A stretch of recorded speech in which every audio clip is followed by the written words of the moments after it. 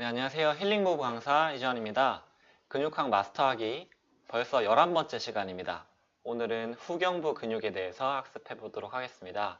후경부 근육은 말 그대로 목 뒤에 있는 근육을 통칭해서 말하는 건데 저번 시간에 10번째 했던 근육 기억나시나요? 판상근 계열이었죠. 사실 판상근도 역시 목의 뒤쪽에 있는데요. 그 판상근 계열보다 조금 더 안쪽에 더 약간의 심부에 위치한 근육군이 있는데 그 근육군을 통칭해서 후경부 근육이다 라고 말을 하고 있습니다. 그 근육에는 두반극근이 있고요. 경반극근이 있고 그리고 다혈근이 있습니다. 다혈근. 여기서 다른 것들은 몰라도 다혈근은 상당히 익숙하신 근육일 거예요. 다혈근이라고 하면 우리가 주로는 코어 근육인데 왜 목에 나왔지? 라고 의문이 생기실 수가 있는데 그 해부학 특징을 보시면은 왜 목의 근육인지 이해가 되실 겁니다. 개요들을 먼저 보면 이 두방극근 같은 경우는 pain in the neck, 항통이라는 별명을 가지고 있어요. 그래서 목의 통증이다 라고 말을 하지만 이 두방극근 실제로 통증 양상을 보면 두통을 일으키거든요. 그래서 4번에서 나오는 것처럼 두통의 그 주요 원인이 되는 근육입니다. 경방극근도 동일하고요. pain in the neck, 항통이라는 별명을 가지고 있고 두통의 주요 원인이 되는 근육이고 사실 두방극근과 경반극근을 실질적으로 분리해서 생각하기에는 임상에서는 힘들고요. 우리가 공부에서는 분리해서 공부를 하지만 실제로 써먹을 때는 같이 합쳐서 생각하는 것이 훨씬 더 편하다라고 말할 수 있어요. 그리고 다혈근, 그 후경부 근육으로서의 다혈근은 역시 pain in the neck, 항통이라는 별명을 가졌고 그래서 목의 통증을 유발을 하고요. 4번에서처럼 작은 심부 척추 사이근, 심부 근육이다. 다혈근은 심부 근육이죠. 코어 근육에서도 역시 가장 심부에 있는 근육으로 나오고 역시 목에서도 다혈근과 회선근 같은 근육이 가장 심부에 있는 근육이에요. 자, 이 세 가지 근육에 대해서 해부학적으로 설명을 드릴 건데 이 두방극근과 경방극근 이 두 가지 근육은 두판상근과 경판상근과 상당히 유사해요. 판상근이냐 방극근이냐 이 차이인데 그 판상근 계열은 주로 방향이 극돌기에서 횡돌기로 올라간 방향이었어요. 반대로 이 반극근 계열은 횡돌기 방향에서 극돌기 방향 쪽으로 올라가는 방향이 반대예요.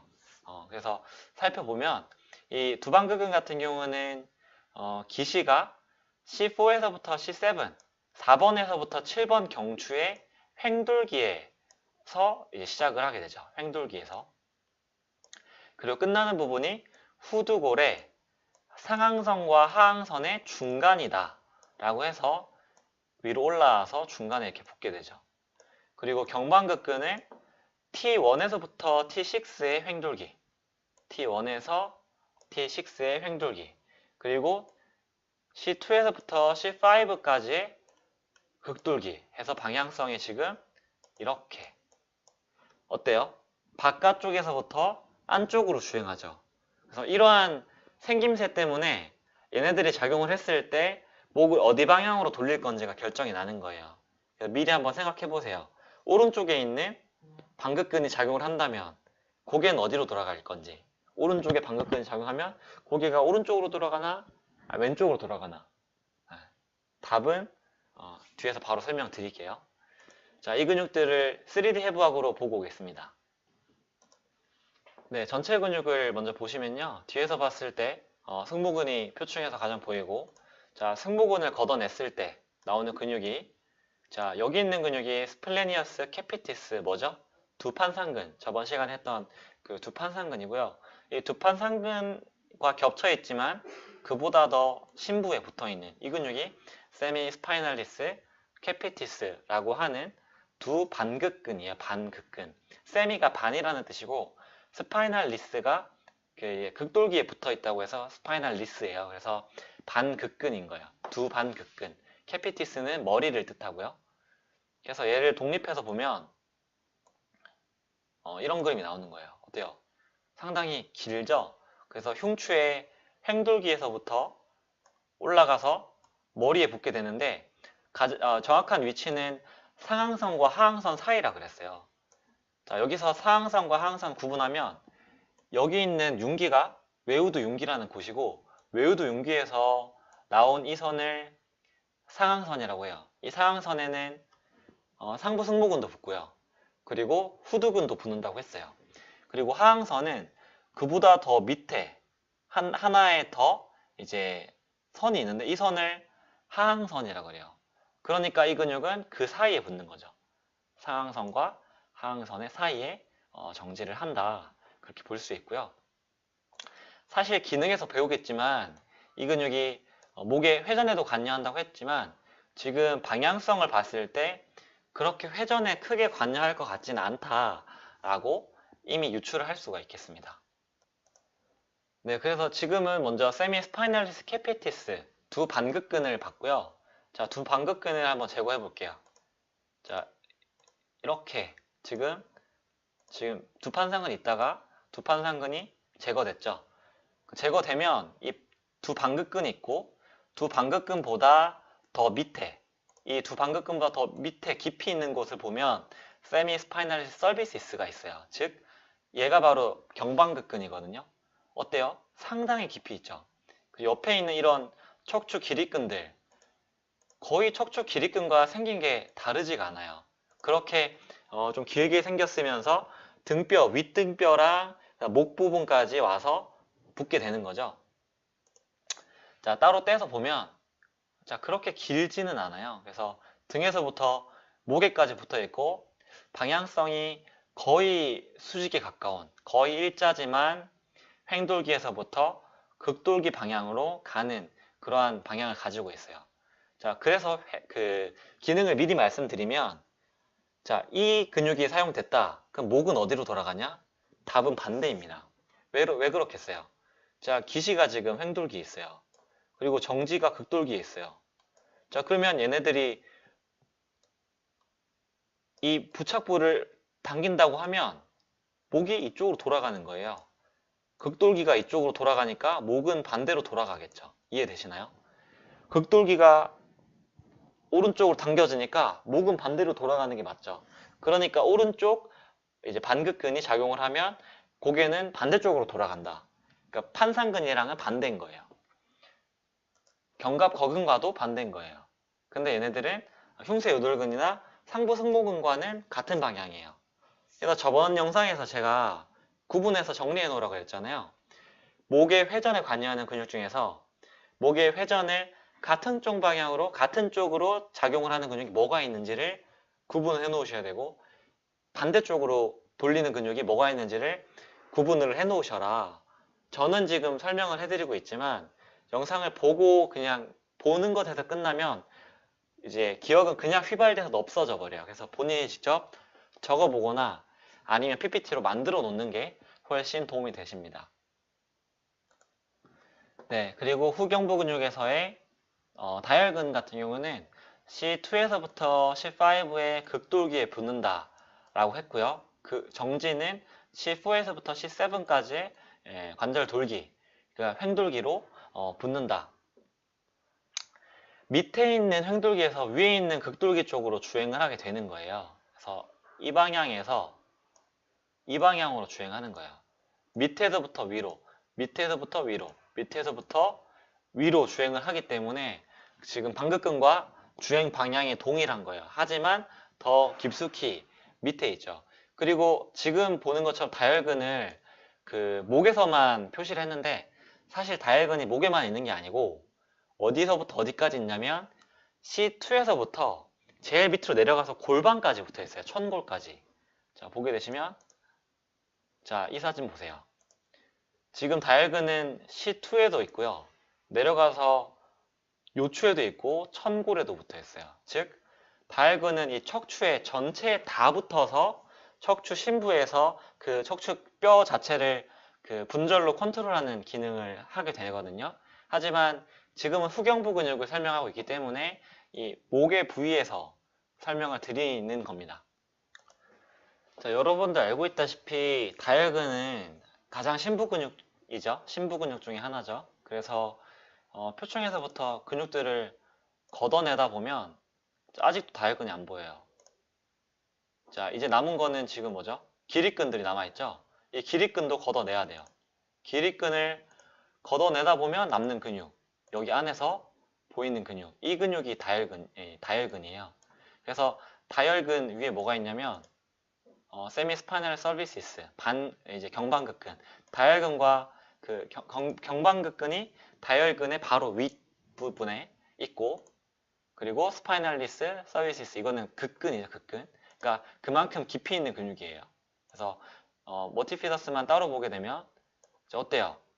목에만 있는 건 아니고요. 이 허리 전반적으로 다 있지만 지금 얘기하는 건 이 목의 부분에서 이야기를 하고 있는 겁니다.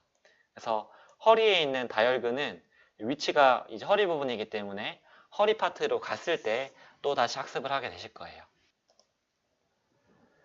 그래서 이 기능들은 제가 말씀드리면 지금 해부학에서 보니까 어때요? 표층 근육이에요? 아니면 심층 근육이에요? 엄청 심층 근육이죠?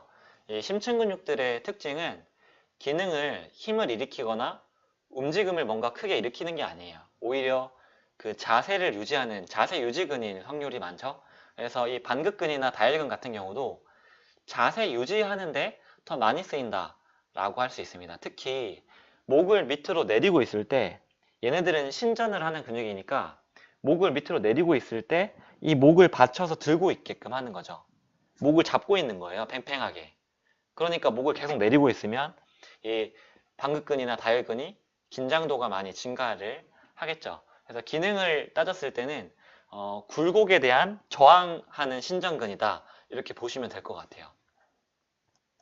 자, 그리고 회전 이야기가 나오는데 마찬가지 회전에 관여도 하기 때문에 회전에 있어서 이 반극근은 어떤 것들과 협력을 하냐? 협력은 반대쪽 판상근과 견갑거근, 그리고 같은 쪽의 다혈근과 회선근 함께 협력을 한다. 이게 말이 어렵죠? 즉 반극근은 반대쪽으로 회전하는 근육이에요. 오른쪽에 반극근이 수축하면 고개는 어디로 돌아간다? 왼쪽으로. 고개를 왼쪽으로 돌리는 근육이 뭐가 있냐? 이렇게 생각하면 돼요. 오른쪽 반극근, 오른쪽에 있는 것들, 또 오른쪽 다혈근, 오른쪽 회선근, 오른쪽 상부 승모근, 오른쪽 흉쇄 요돌근, 여기까지 있는 거예요. 자, 그러면은 고개를 왼쪽으로 돌렸을 때 왼쪽에 어떤 근육들이 수축하고 있냐? 왼쪽에 있는 판상근, 두판상근, 경판상근, 그리고 왼쪽에 있는 견갑거근, 이런 근육들이 수축을 하고 있는 거죠. 그래서 이거를 잘 정리를 하고 계셔야 됩니다. 네, 이제 연관통 패턴입니다. 패턴에 대해서 설명드리면요. 이 두반극근 같은 경우는 지점을 이렇게 세 개로 나눠 놓고 있어요. 그래서 3지점에서 제일 위에 머리 쪽에 있는 지점이 상부에 있는 두반극근 지점이고, 지금 이 지점이 역시 상부에 있는 두반극근 지점이라고 할 수 있고, 여기 3지점이라고 되어 있는 곳이 중부의 두반극근의 이제 지점이다. 좀 첨부에 바깥쪽에 있다. 이렇게 보시면 되겠습니다. 사실 경반극근 같은 경우는 두반극근의 밑에 있기 때문에 이 TP를 구분하기도 의미가 없고요. 두반극근, 경반극근을 좀 하나로 보고 말씀을 드리겠습니다. 두반극근 첫 번째 TP 1번 1지점 같은 경우 제일 위에 뒤통수에 있는 것 같은 경우는 말 그대로 후두골 부위에 부착하는 부위에 위치를 하고 있고, 이 부분은 측두부, 특히 관자놀이나 아니면 전두부, 이마, 관자놀이나 이마에 확산되는 통증을 일으킨다라는 거예요. 그래서 증상 같은 경우가 머리에 띠를 두른 듯한 통증이 있다. 그리고 머릿속에 안개가 낀 것 같아. 아니면 머리가 멍하다. 이런 식으로. 근데 특징적인 거는 목의 통증을 방사하지 않는 게 특징이에요. 저번 시간에 했던 두판상근과는 두통이 약간은 다른데, 지금 반극근의 두통은 머리가 뿌옇다, 안개가 낀 것 같다, 멍하다라고 표현했죠. 근데 판상근은 더 머리가 쑤신다, 머리가 깊숙이 아프다, 눈이 빠질 것 같다, 이런 식으로 표현을 했기 때문에 방긋근이랑은 통증의 그 증상이 조금 다르다고 해서 두 개를 구분해서 진단할 수가 있습니다. 그리고 TP 2번 지점 같은 경우, 자, 이 지점. 이 지점은 C2에서부터 C3 부위에, 이 C2에서부터 C3 부위에 위치를 하고요. 이 지점이 이제 문제가 됐을 경우에는 정수리, 두정부, 정수리 부분에 문제를 일으킨다. 이렇게 보시면 되겠습니다. 지금 이 그 글의 설명은 오히려 지금 C 사진과 더 일치한다고 할 수 있는데, 특히 후두부까지 방사되는 통증을 일으킵니다. 그래서 후두통을 일으키는 근육 중에 하나가 흉쇄유돌근. 그래서 계속 흉쇄유돌근이 언급이 돼요. 그만큼 흉쇄유돌근의 별명이 놀라운 복합체였어요. Amazingly Complex. 이제 통증을 유발하는 범위가 그렇게 광범위하다는 거죠. 그래서 이제 경방극근이 지금 TP 2번이 그 두정부랑 그 다음에 후두통을 일으키잖아요. 이 후두통을 일으키는 근육이 흉쇄유돌근의 상부 TP를 찾아보시면 후두통을 일으키고 있어요. 그래서 두 개 같이 보시고요. 그리고 아주 심부에 깊이 있는 다혈근의 TP 같은 경우는 심부에 한 C4에서부터 C5 부분에 목의 아주 심부에서 눌러야 통증이 나온다 했을 때 이 부분의 통증은 뒤통수 아래 통증, 후두하, 이 후두하 부위 이 부분의 통증을 유발하면서도 목 뒤로 내려와서 견갑골까지 확산된 통증, 견갑골까지 여기까지. 그래서 좀 넓은 부분까지 통증이 확산이 된다라고 이해해 주시면 되고요. 특히 다혈근의 통증 증상을 보면 목의 불편함을 이제 호소를 하고요. 그리고 목을 회전시키거나 또는 목을 굽힐 때, 그럴 때 어깨뼈에 통증을 느낀다 라고 표현을 하고, 자, 3번과 4번이 다혈근의 좀 특징적인 건데, 목을 움직일 때마다 목뼈에서 소리가 난다. 자, 목뼈에서 소리가 난다. 우리 그 목 움직일 때 뚜둑뚜둑 소리 잘 난다고 하죠? 그 뚝뚝 소리 나는 원인은 그 관절낭의 기포가 터져서 나는 소리이기도 하지만, 이 다혈근의 TP의 문제 때문에 다혈근의 그 스티프니스 또는 단축성 때문에 근육과 뼈가 부딪히면서 나는 소리일 수도 있어요. 그리고 다혈근이 아프면 근육이 아프다는 표현보다 그 뼈가 아픈 것 같아요 라고 고객이 표현하기도 해요. 이 뒤에 있는 목뼈 자체가 하지만 그거는 목뼈가 아픈 게 아니고 그 뼈에 붙어져 있는 근육의 근육통이다. 그런 말이죠. 관련된 통증 유발점을 보면요. 자, 우리가 후경부 근육들을 관리를 했어요. 후경부 근육, 즉 두판상근, 그리고 경판상근, 다혈근 같은 근육들을 관리를 했는데, 그런데도 고객이 계속 뒤통수가 아프다고 해요. 그럴 때는 다른 뒤통수의 통증을 방사하는 근육들을 살펴봐야 되는데, 그때는 이제 승모근, 동측의 승모근이라든지, 그리고 이복근의 이제 후복부, 뒤에 있는 설골에서부터 유양돌기로 붙는 그 이복근 봐야 되고요. 그 특이하게 극하근의 상부 내측 부위 통증을 봐야 돼요. 극하근. 이 극하근이라는 회전근개가 간헐적으로 목 뒤에 그 뒤통수까지 통증을 일으키기도 하거든요. 그래서 간과하기 쉽기 때문에 다른 근육들, 주로 후두부에 통증을 일으키는 근육들을 케어했는데도 이상이 없다, 나아지지 않는다면 고려해봐야 될 근육이 두 가지가 이복근과 극하근입니다. 기억해 주시고요. 네, 관리 방법은 클리니컬 마사지가 나와 있는데, 지금 위에 있는 클리니컬 마사지 사진은 엄지를 쓰죠. 그래서 엄지로 엄지 스트라이핑법을 써서 밑으로 이제 미끄러뜨리는 주행을 하고 있어요. 근데 사실은 지금 사진은 오히려 그 판상근과 가깝고요. 지금 이제 후경부 근육들에 있는 근육들은 지금 섬유 방향보다는 이런 방향으로 미끄러뜨리는 게 더 늘어나게 하는 방향이에요. 그래서 엄지손가락으로 하긴 힘들고 피스트나 아니면 너클을 사용해서 안에서부터 바깥쪽으로 미끄러뜨려야지 더 늘어나는 방향이라고 할 수가 있고요.